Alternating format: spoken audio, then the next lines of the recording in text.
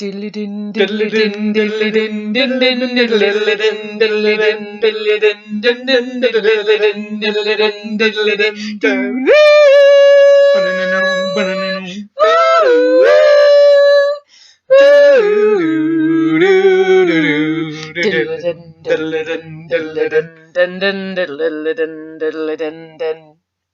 so on. And so on. Okay, so you are with Captain X and Rogue One with our first review. She's Captain X. I'm Captain X. This is Rogue One. He's the one with the manly voice. Yes. So we've just watched the end of the new Doctor Who season, which is season 9. 9? Yeah. And I did not like Peter Capaldi's first season. There were 2 episodes that I liked. One was Listen. Everyone loves Listen. Which was amazing. And there was the other one, which name I can't remember. Captain X is not good at names. Okay, guys, just live with it. The one where all the graffiti comes to life, I absolutely adored that one. All of the others, I genuinely struggle to remember what happened in them. Whereas, I liked Peter Capaldi's first season to a degree, but mainly because I love Peter Capaldi. But also, I liked Listen, and I liked the Robin Hood episode. And it was a little bit too silly for me, the Robin Hood. I mean, Robin Hood. I just, I think they've kind of made up for it with this second season. So this new season that they've done with Peter Capaldi, I have loved. Yes. With the exception of 3 episodes, which are the first 2, which I got quite irritated with, and the last one, and... We haven't talked about it yet. We haven't talked about it yet, but there will be a lot of discussion about that. We don't quite agree about it. Yeah, there'll be a lot of spoilers too, by the way. So if you haven't seen spoilers, please. Well, actually, do you know what? If you've watched up to the penultimate episode, you probably, I mean, my opinion, I think the last episode completely spoils the series. No. So I think it does. But anyway, so this is a spoiler warning. If anyone has not seen the last episode of season 9 and you don't want it, okay, you can't see me, but I'm doing it sarcastic, inverted commas, spoilt. Please just stop now, go and watch it and come back. So, Rogue One, what did you think? What did you think of the last episode then? Now, the thing that I mean is it's okay. The reason I say it's okay is because it's doing a lot with a lot of ideas. Too many that it wastes. Waste is a tough one. It brings back Gallifrey, which I like very much, and it does that very well.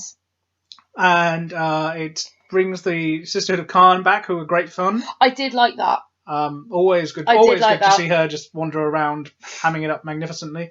Should we explain who that is? If anyone didn't see that, it was like a mini episode. Yeah. The first time they showed back up in the new Who was when they did the mini-sode. Paul McGann came back for Night of the Doctor or something. It was like just before the 50th. A 7-minute episode they released on BBC iPlayer. I think it's probably on YouTube, and it's basically Paul McGann dying. Yeah, doing his regeneration. John Hurt. Him turning into John Hurt as the War Doctor.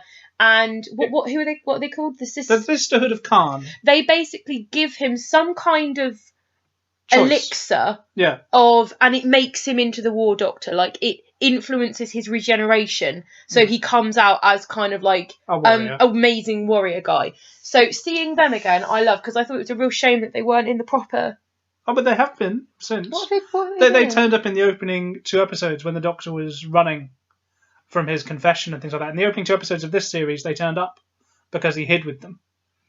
Oh, no, I do remember that. Yeah, so they Sorry, have been because back it's since. the first episode. If I don't like stuff, I tend not to remember it because it irritates me too much. But yeah, no, they did come back when... I like them. I did like them.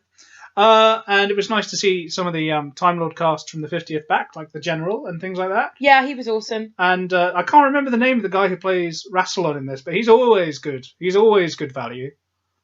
He's always the bad guy. Or he's the wizened advisor type, but yes. He's always the bad guy, because I remember he was in the 2nd or 3rd season of Being Human.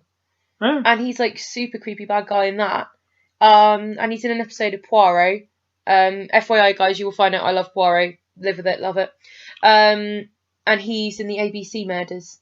So very good, very creepy again.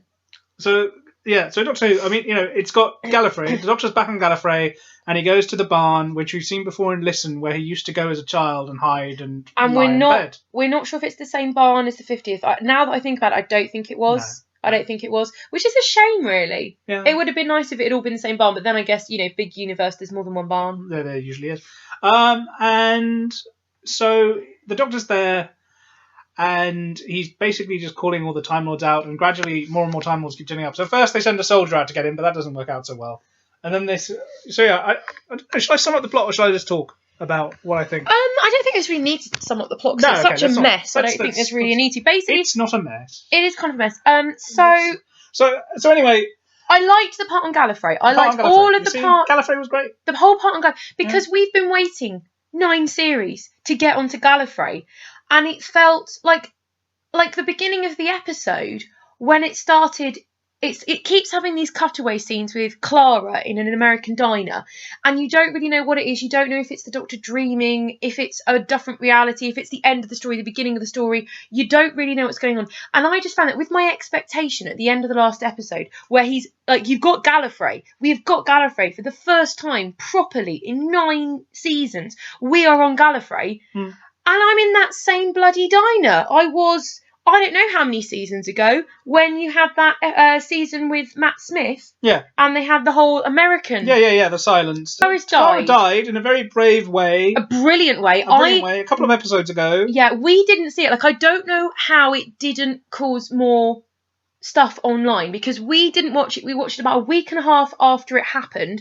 And I was just watching it, and you kind of take it for granted that the companions and Doctor Who are going to be fine by the end of the episode, because people leave Doctor Who at the end of a season or at Christmas. That's what we're used to. So the third to last episode of the series, Clara, in its essence, should be fine. There'll be some MacGuffin, some clever thing the Doctor will do, and she's fine. She'll reverse the polarity. Reverse the polarity of the flux capacitor or whatever, and every kind of dipped its toe almost in that Game of Thrones thing where no one's ever safe. True. Every battle you go into, apart from Tyrion, because apparently he's made of asbestos and nothing touches him. All hail Peter Dinklage. We love the Dinklage. Not that I want Tyrion to die, but he's fine pretty much all the time.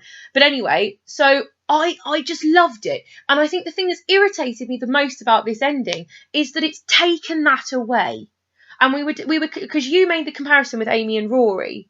Yes, I did. Yeah, just now. Because there are some similarities between how they died. The idea of, a time loop of some sort. That's right, giving them a life. Giving them a life and everything. But I made the point that at no point do Amy and Rory come back after they've made... Like, Amy deliberately...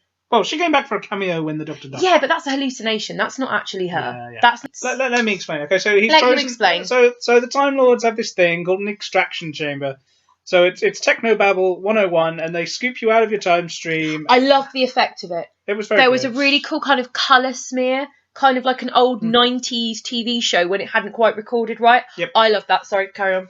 And so the Doctor becomes president on Gallifrey, makes them use the extraction chamber to get Clara so he can talk to her ostensibly, and then just does what he always does, which is nick a TARDIS and go off around the universe with Clara. But Clara doesn't have a pulse, and the reason she doesn't have a pulse is because she's technically dead, and if she's not returned to the point where she died, because it's a fixed point, then all kinds of terrible things could happen. Okay. We haven't got to the most irritating part now, because they have a second TARDIS. Yep. Which I was a bit like, where are they going with this? Where are they going with this? Oh, I love the design. I love the design. Well, yes, it's because it's the original design. That's TARDIS. why you liked it. Yeah. So, okay, now Clara, who is between heartbeats, whose very existence in our current realm is endangering every single moment in time and every single part of the universe, is now travelling in a TARDIS the long way round, i.e. 4.5 billion years worth of life, to catch up with the Time Lords, and eventually I'm sure she will go into the extraction chamber thing and put herself back in after 4.5 billion years in a TARDIS disguised as a diner. I'm sure she won't keep it disguised as a diner. You're having a lot of problems with that. I don't know why. Well, Lady Me says, I think we're stuck with it set as a diner, and you see it twice in space rotating around as a diner. And people used to have problems with police boxes too, so... I don't have problems with the police boxes. I was a little nervous when I saw that paint on it and was like, where are they going with this? Is this going to become the new thing? And then it all fell off and I was like, thank God, something they've actually got right. Oh, and he gets a new sonic screwdriver at the end, which was nice. I liked that. I haven't actually discussed a grading system. Should we just do it out of 5? Do it out of 5? So 5's the highest, 1's the lowest? Okay, so the facing the Raven, 5 for me. Yeah. The one in the confession dial, 4. Okay. And this one, I mean, the beginning of it, I would give a 5. The ending of it, I would give a 2. So I guess I'll Well, average that out at a 2.5 or a 3. Seems fair. Maybe a 3. Yeah. All right. There were just moments. There were moments of utter brilliance, just awash in mediocrity. Wow. Yeah, that was very Kermodian, wasn't it? That was very Kermodian. Okay, so that's my final thought. What was your final thought, Rogue One? My final thought is that actually, I mean, my score is going to be exactly the same as you. I think this is very much a 3 out of 5 because there are certain things it does really well, and then there are other things that it just sort of misses the opportunity on. And whilst I will speak in spirited defence of this episode, I do agree that it does entirely undermine Clara's death, even though she's going back to it. So yeah, 3 out of 5, I say.